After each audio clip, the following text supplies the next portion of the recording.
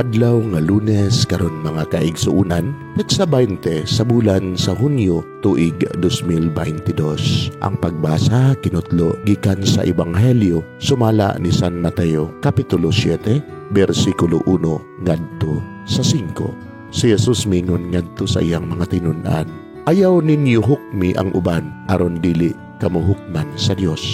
Kay hukman kamo sa Dios sama sa paghukom ninyo sa uban ug sukdon kamo niya sa samang sukdanan nga inyong gigamit sa uban. Nganong nakita man nimo ang puling sa imong isig katawo apan wala ka magtagad sa truso diha sa imong mata?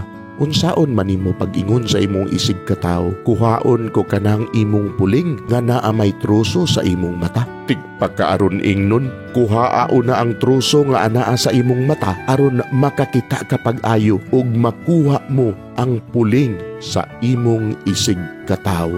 Mga igsuon, ang Ebanghelyo sa Ginoo, daygon ikaw o Kristo.